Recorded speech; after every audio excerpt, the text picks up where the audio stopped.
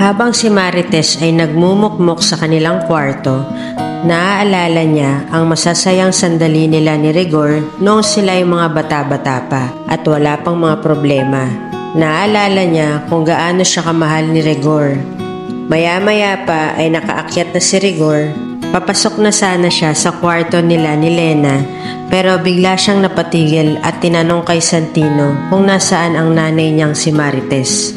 Sinagot naman siya nito at sinabing nasa loob ng dati nilang kwarto. Pumasok si Rigor sa loob kung saan naroon si Marites at umupo ito sa likuran niya. Walang kumikibo. Matagal silang nagpakiramdaman hanggang sa hindi na natiis ni Rigor at niyakap na niya si Marites. Hindi naman napigilan ni Marites ang mapaluha dahil damang-dama niya ang bigat at sakit sa kalooban niya. Hinawakan ni Marites ang kamay ni Rigor pero hindi para lambingin. Kung hindi, ay para alisin ang kamay nito sa pagkakayakap sa kanya. Nang maalis na niya ang kamay ni Rigor, pinunasan ni Marites ang luha niya at tumayo.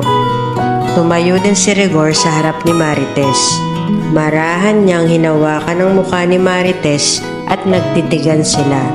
Maya-maya pa ay napaluha na si Rigor at sinubukan niyang halikan si Marites. Ngunit sa pangalawang pagkakataon ay umiwas pa rin ito at unti-unting lumabas ng kwarto habang umiiyak. Naiwan naman si Rigor sa loob. Napaupo na lang siya sa kama at nakakaramdam na siya ng pagsisisi sa nagawa niya kay Marites, kaya hindi na rin niya napigilan pa ang lumuha.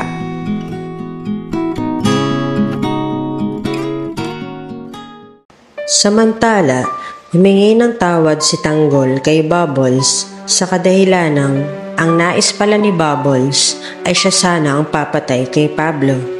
Gusto niyang iparanas ang hirap na naranasan niya sa mga kamay nito.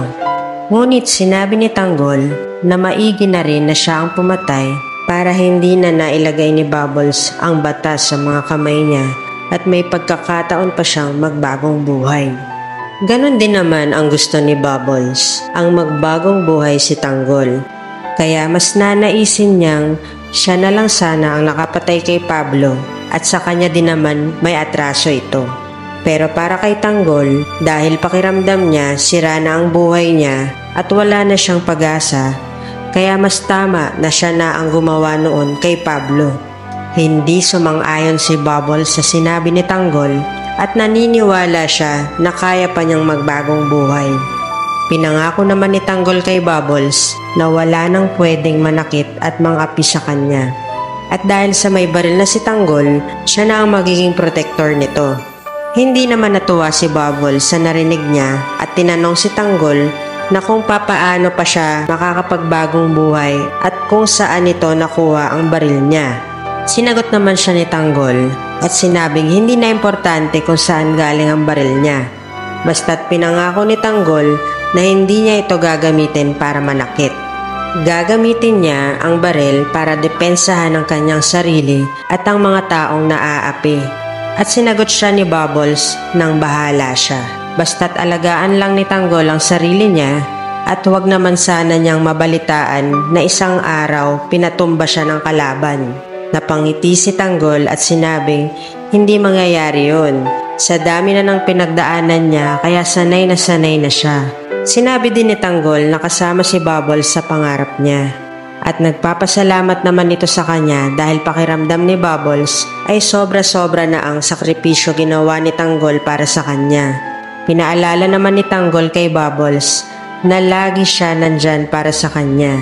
Hindi niya hayaang may mangyaring masama dito na kahit ikamatay pa niya. Inamin na din ni Tanggol na mahalaga si Bubbles sa kanya.